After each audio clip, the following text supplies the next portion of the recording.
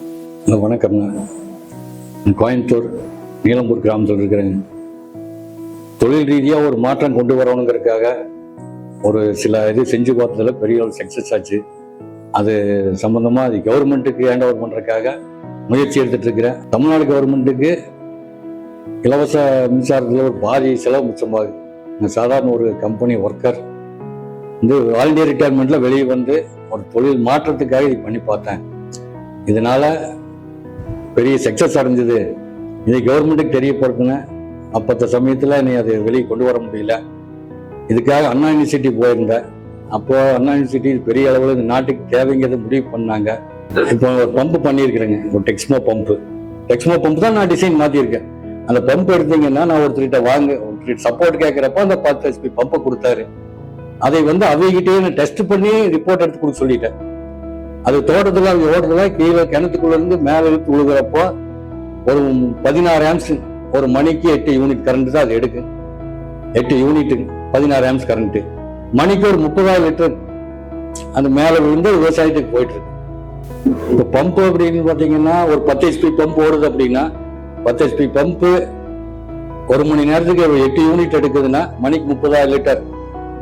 என்னோட மாடல்ல 9 யூனிட், ஒரே ஒரு யூனிட் சேர்த்து எடுத்துட்டு மணிக்கு 60,000 லிட்டர். அதாவது ஒரு மணி நேரத்துக்கு ஒரு யூனிட் 10 ரூபாய்னா 80 ரூபாய் வந்தது 90 ரூபாய் மட்டும்தான் வருது. அப்போ உங்களுக்கு டெலிவரி டபுள். ஒரு விவசாயத்துக்கு ஒரு 2 ஏக்கரா 4 மணி நேரம் பாயுதுன்னா இது 2 மணி நேரத்துல அந்த வேலையும் முடிஞ்சது, டைமும் மிச்சமா. 2 மணி நேரத்தை கரண்ட் சேவிங். இந்த மோனோ பிளாக்கு ஹீட் வருதுன்னாங்க, அந்த ஹீட் வராத அளவுக்கு 24 ஹவர்ஸ் 10 நாள் ஒரு நாள் ஹீட் வராத அளவுக்கு டிசைன் மாத்தி பண்ணியிருக்கேன். கிணத்துக்குள்ள ஓடுற மோட்டார் ஒரு பல வருஷமா அது போட்டு ஓடிட்டு இருக்கு. இது வரைக்கும் எந்த ப்ராப்ளம் இல்லை. இது எல்லாமே ரன்னிங் கண்டிஷன்ல வச்சிருக்கிற எல்லா மாடலையும் பண்ணி வச்சிருக்க பம்பு. போட்டோல இருந்து எல்லா வீடியோ இருக்கு. ஜனாதிபதி அப்துல் கலாம் தமிழ்நாடு கவர்மெண்ட்டுக்கு போட்டதோட டீடைல்ஸ் இருக்கு. அண்ணா யூனிவர்சிட்டி போன டீடைல்ஸ், அண்ணா யூனிவர்சிட்டி தமிழ்நாடு சயின்ஸ் டெக்னாலஜி அங்க ஒரு மீட்டிங் போட்டு என்னையே ஜனாதிபதி அப்துல் கலாம் வரைக்கும் அறிமுகப்படுத்தி வச்சிருந்தாங்க. இதுக்கப்புறம் எரிபொருள் மிச்சப்படுத்துறதுக்காக அப்துல் கலாம் ஏதாவது ஒரு மாற்றம் செஞ்சு பாருனாரு. அதுக்கு ஒரு சின்ன முயற்சி எடுத்து பார்த்தேன். அவர் ஒரு 10% எதிர்பார்த்தாரு. இன்னைக்கு எரிபொருள்ங்கிறது ஒரு டீசல் ஒரு 30% மீதப்படுத்துற அளவுக்கு ஒரு இன்ஜின் சரி ரெடி பண்ணி வச்சிருக்கேன். அது ரன்னிங் கண்டிஷன்ல வச்சிருக்கேன். அப்துல் கலாம் விவசாயத்துக்கு போற மாதிரி பண்ண சொல்லிட்டாருங்க. அந்த பம்பு பண்ணியாச்சு, அவர்கிட்டையும் தகவல் கொடுத்தாச்சு, பொன்ராட்சி மூலியமா பிஏ மூலியம் சொல்லியாச்சு. அவரு என்கிட்ட ஒரு வார்த்தை கேட்டாரு. அதை நான் நேரில் பார்க்குறப்போ சம்மந்தப்பட்ட கம்பெனியோட அதை மார்க்கெட் பண்ணி எல்லாத்துக்கும் அந்த அளவுக்கு நான் ஏற்பாடு பண்ணிட்டு வர்றேன், தோட்டத்துக்கு வர்றேங்கிறாரு. அதையும் கேட்குறாருங்க. அப்போ அதை நான் என்ன பண்ணேன்னா, இப்போ எனக்குன்னு ஒருத்தர் கம்பெனி சப்போர்ட் பண்ணாங்க. அந்த கம்பெனியில் கேட்டதுக்கு என்னட்டாங்கன்னா, அவர் அறிமுக விழா கூப்பிட்டுக்கலாங்க, பேட்டன் ரைட்ஸ் அப்ளை பண்ணிட்டோம், அது முடிட்டுங்க அப்படின்ட்டாங்க. அப்போ அவர் அங்கே அந்த காலத்திலேயே அவரே ஜனாதிபதியே அதை தொடங்கி வைக்கிறது அது பிரேக் ஆயிடுச்சு. அதுக்கப்புறம் அவர் கோயம்புத்தூர் வர்றப்பெல்லாம் எங்க ஒரு தொடர்புல இருப்பாரு, என்னை வர சொல்லிடுவாங்க, கூடவே இருப்பேன். அப்புறம் எங்க தங்குறமோ அங்க நைட்டு பேசுவான்.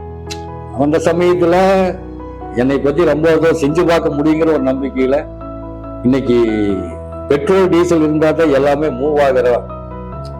கார் போகுதுன்னா பெட்ரோல் வேணும், ஃபிளைட் போகணும். அது கால சூழ்நிலை, எதிர்காலத்துல ஏதாவது ஒரு சூழ்நிலையில எரிபொருளுக்குன்னு ஒரு தட்டுப்பாடு வந்துட்டா அதுக்கு ஏதாவது நம்ம ஒரு அட்வான்ஸா பண்ணி வைக்க முடியுமாங்கிறத யோசிச்சுட்டு இருக்கிற ரொம்ப நாளா. அது உன்னால பண்ண முடியுங்கிற நம்பிக்கை இருக்கு. ஒரு கம்பெனியோட செஞ்சு ஒரு எப்படியாவது ஒரு வடிவம் பண்ணியா செஞ்சு ஒரு 10% மிச்சமான போகுதுன்னாரு. அதுக்காக ஒரு ஜென்செட் எடுத்து ஒரு இன்ஜினியரிங் மூலியமா ஒரு 15 நாள் ரிப்போர்ட் எடுத்து பார்த்தேங்க. அப்போ எடுத்து 5 நாளுமே காலையில் 2 நாள் இருப்பாங்க, நைட் சாயந்தரம் 2 மணி நேரம், 15 நாள் கண்டினியூவா. அப்போ என்னங்கன்னா அது ஒரு கிர்லாஸ்கர் ஜெனரேட்டர் தான். 1 மணி நேரத்துக்கு ஒரு டீசல் ஊற்றி ஆன் பண்ணாங்கன்னா 1 மணி நேரம் ஓடுங்க. அந்த 1 மணி நேரத்தோட ஆஃப் ஆயிருக்கு. அப்ப என்னங்கன்னா 3000 வாட்ஸ். அப்போ அந்த கம்பெனி போக்கஸ் லைட் போட்டிருந்தாங்க 3000 வாட்ஸ். கரெக்டா அந்த 1 மணி 60 நிமிஷம் அது ஆஃப் ஆயிருக்கு. இப்படியே ஒரு 15 நாள் காலையில 2 மணி நேரம், சாயந்தரம் 2 மணி நேரம் கண்டினியூ எடுத்தாங்க. அப்போ அதோட டெம்பரேச்சர் எடுத்தீங்கன்னா சென்னையில் எடுத்ததுங்க. கிளைமேட்டுக்கு தகுந்த மாதிரி அந்த 105 டிகிரி 107 டிகிரி 100 டிகிரிக்கு இறங்கவே இல்லை. ஆனா அந்த 3000 வாட்ஸ் மட்டும்தான் அதோட கெப்பாசிட்டிங்கிறது இன்ஜினியர் 5 நாள் ரிப்போர்ட் கொடுத்துட்டாங்க. இப்ப நானும் கூட கிர்லாஸ்கர்ல அதை பத்தி விசாரிக்கிறப்போ அந்த ஜென்செட் ஒரு மணி நேரத்துக்கு 3000 வாட்ஸ் தான் எரி 1 லிட்டர் டீசலுக்குன்னு சொல்லியிருக்காங்க. அதுக்கப்புறம் அதை ரிப்போர்ட் எல்லாம் அந்த கம்பெனி முதலாளிகிட்ட கொடுத்துட்டாங்க. அப்புறம் முதலாளிகிட்ட அது ரிப்போர்ட் கொடுத்தா நான் சரிங்க திரும்ப நான் மாடிஃபிகேஷன் பண்றேன்னு கேட்டேன்.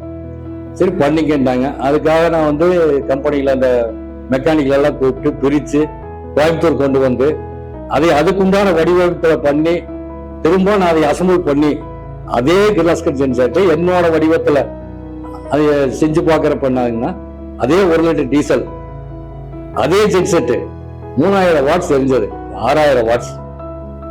அப்ப நான் அந்த 6000 வாட்ஸ் செஞ்சதுக்கு உண்டான சமயத்துல அதுக்கு உண்டான டெம்பரேச்சர் 85-90. நான் இன்ஜின் வந்து அந்த நார்மல் கண்டிஷன், அதிகமா லோடு எடுத்து ஹீட்டே ஆயிக்கல. அப்ப என்னன்னா பேலன்ஸ் ஆயிடுச்சு. அப்ப வந்து நார்மல்.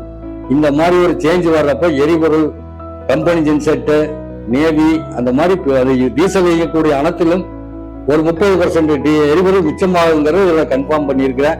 இதுக்கு உண்டான எல்லா டீட்டெயில்ஸ் இதுல இருக்கு.